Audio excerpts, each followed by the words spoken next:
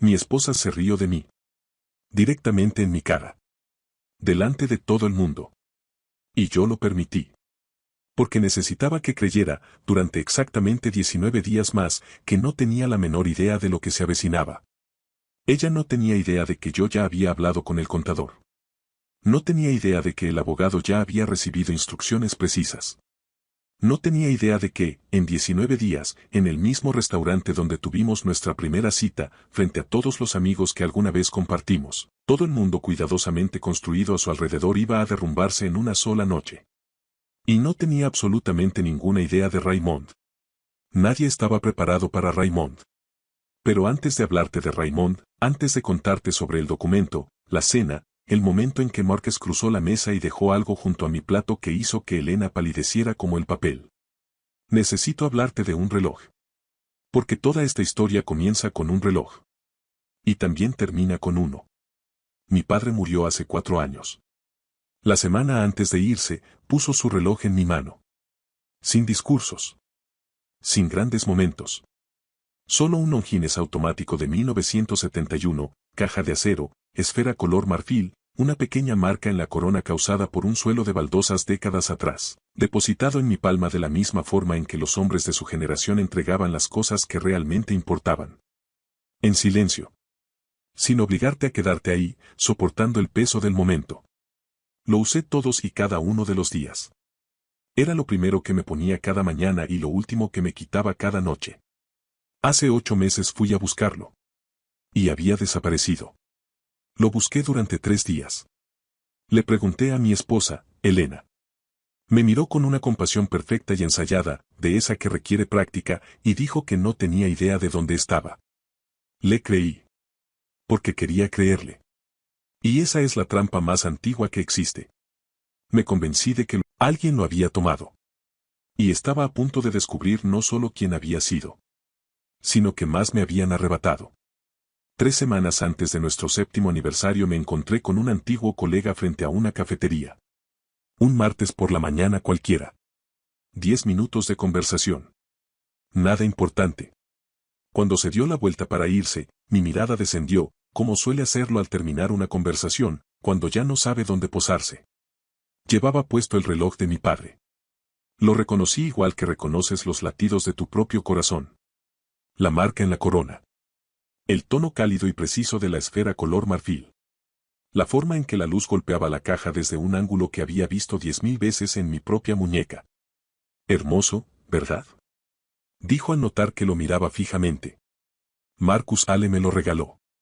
Dijo que lo había encontrado en una venta de antigüedades. Marcus Ale.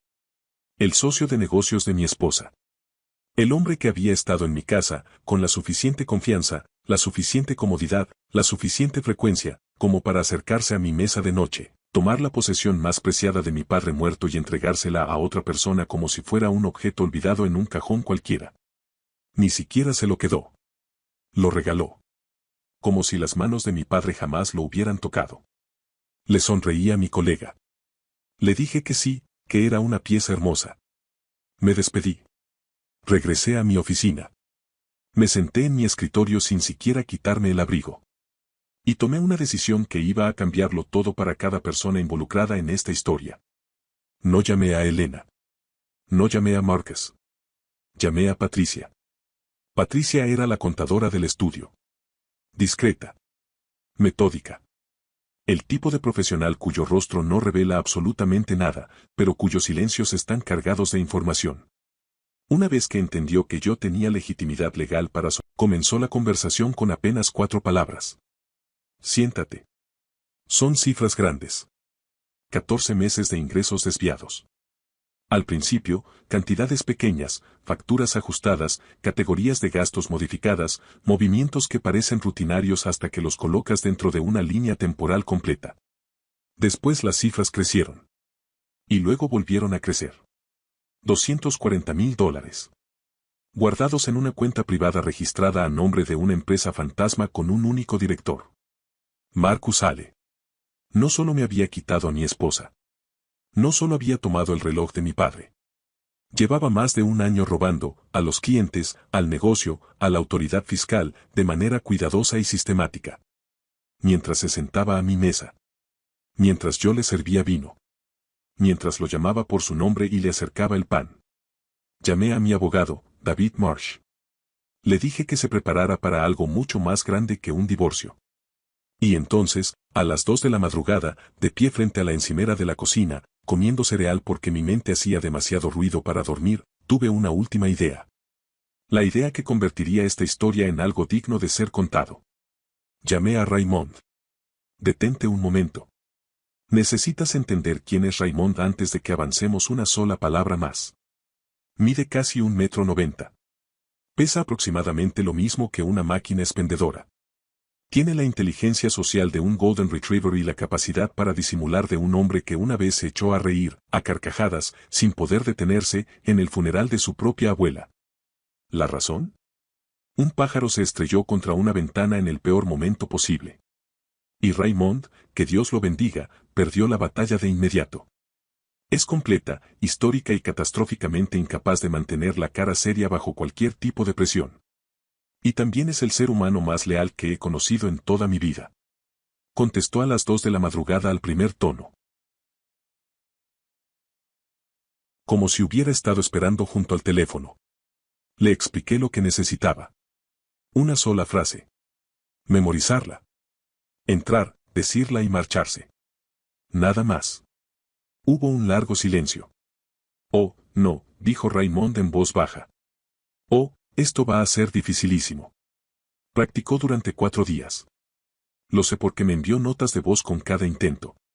17 en total. 14 terminaron en risas antes siquiera de completar la frase.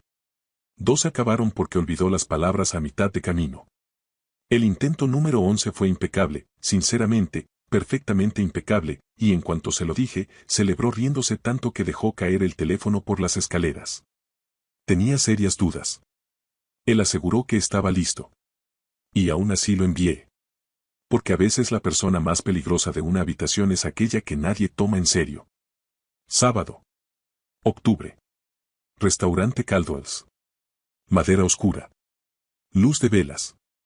El maitre D, que conocía nuestros nombres desde hacía 7 años.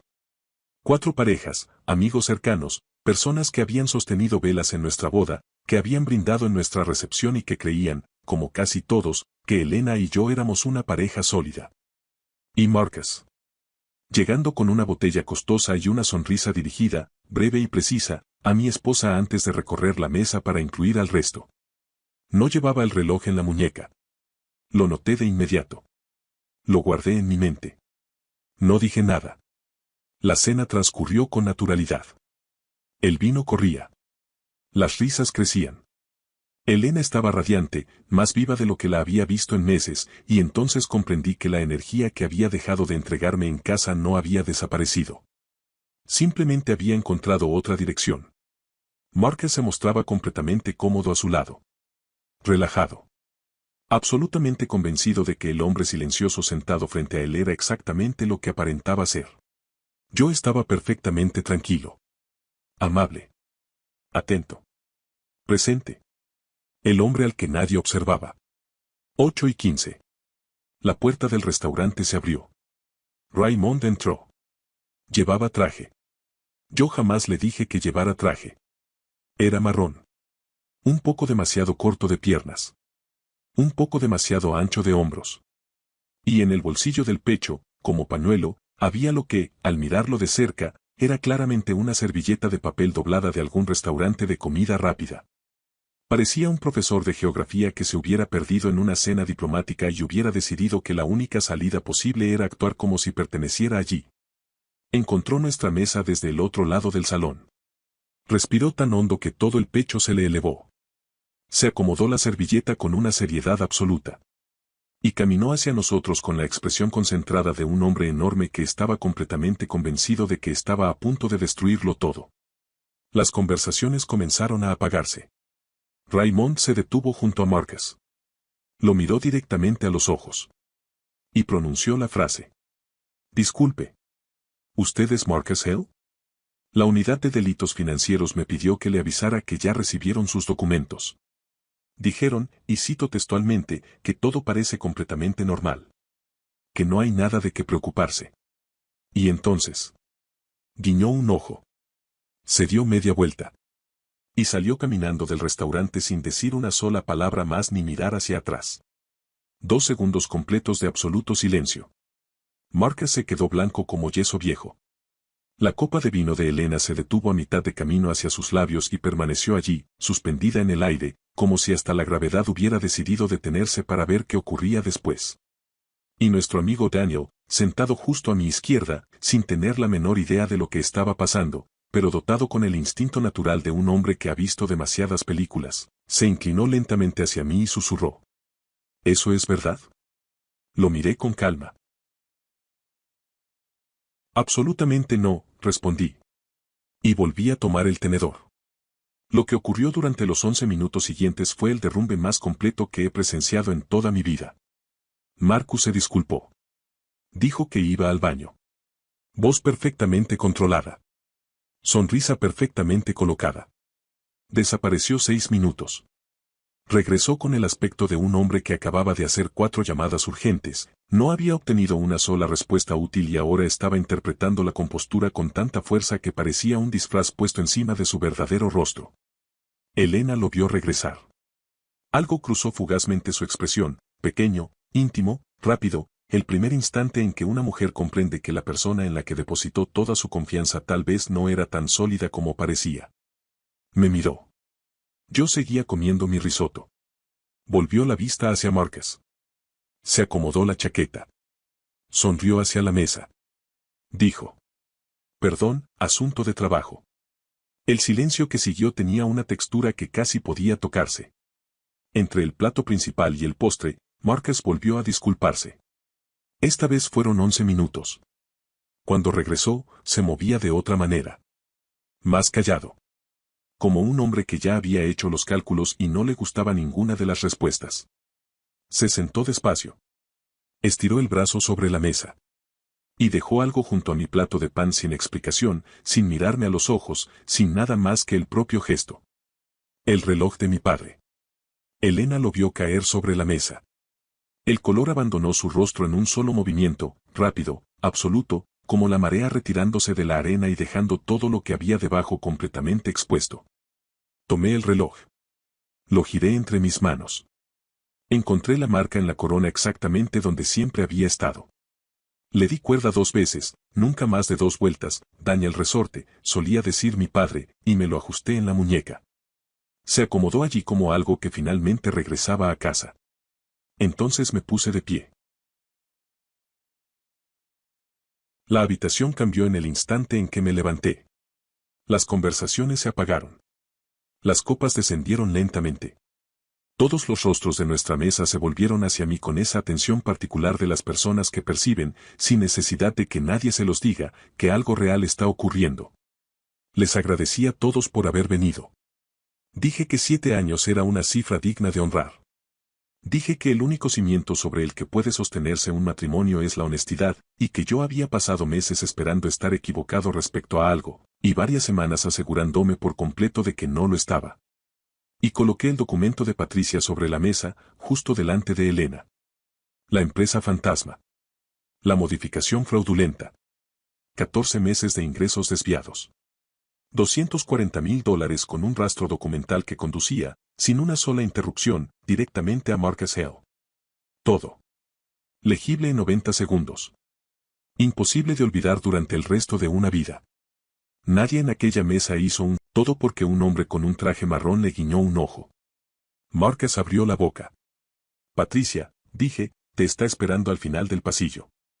El lunes por la mañana, en la oficina de David Marsh. Lleva un abogado. Lleva al mejor que puedas conseguir.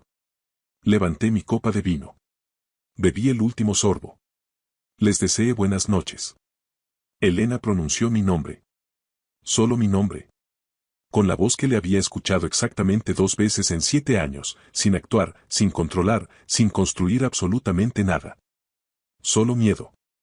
Solo una persona de pie entre las ruinas de todo lo que había levantado, sintiendo su peso por primera vez. ¿Algo de esto fue real? Preguntó. ¿Estos últimos meses, alguna vez fuiste simplemente mi esposo? ¿O todo el tiempo estuviste haciendo esto? Lo pensé. De verdad lo pensé. Cada mañana, respondí, te preparé café. Nunca dejé de hacerlo ni una sola vez. Ella me sostuvo la mirada durante un largo instante. Yo asentí una vez. Y me marché. Estacionamiento. Aire frío de la noche. Llamé a Raymond antes siquiera de llegar al coche. Contestó antes de que terminara el primer tono. Dime. Dímelo ahora mismo. ¿Lo logré? Raymond, dije. Lo lograste. Un segundo de silencio. Y entonces escuché la carcajada más espectacular que he oído en toda mi vida a través de un teléfono. Absoluta.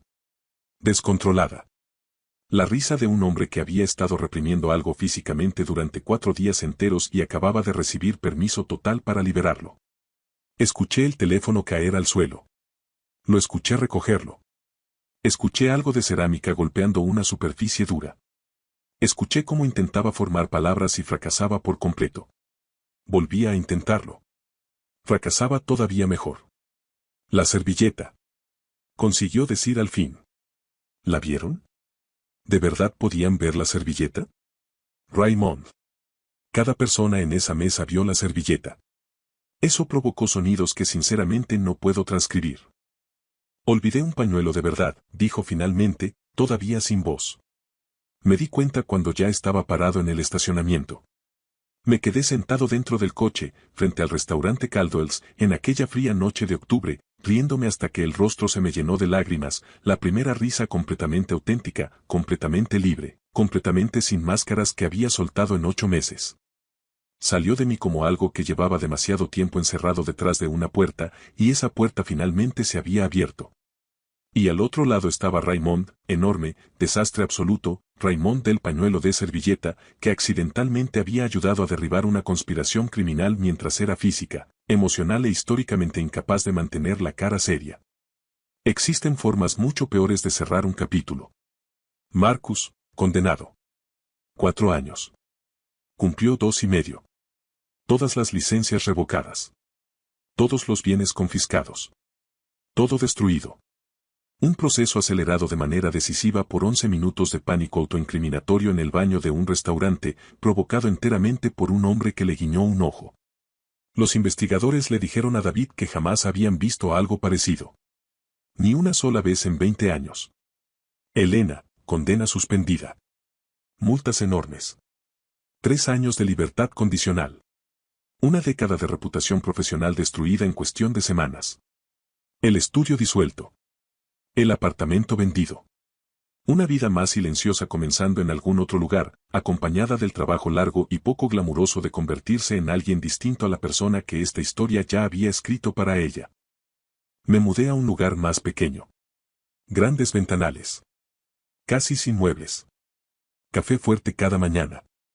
Caminatas largas los domingos. Raymond viene a cenar una vez al mes, siempre trae vino y siempre olvida alguna otra cosa. Las copas. El sacacorchos. Una vez dejó el plato principal completo sobre la encimera de su cocina. Aquella noche bebimos vino en tazas y me reí más de lo que me había reído en años. Cada mañana le doy cuerda al reloj. Exactamente 2 vueltas. Me lo ajusto en la muñeca. Y salgo a la calle. Mi padre solía decir que un buen reloj hace 3 cosas. Marca el tiempo con precisión. Sobrevive a la persona que le da cuerda. Y jamás, ni una sola vez, pretende ser algo que no es. Marcus está en una celda. Elena está construyendo algo más pequeño y más honesto. Y en algún lugar de esta ciudad, Raymond probablemente esté, justo en este instante, practicando algo que está absolutamente convencido de que va a hacer mal. Y haciéndolo exactamente bien. Ya conoces a alguien que necesita escuchar esta historia. Envíasela ahora mismo. Y si se ríe antes de terminar de leerla. Ese es tu Raymond. No lo dejes ir. Son esas personas las que aparecen a las 2 de la madrugada. Siempre.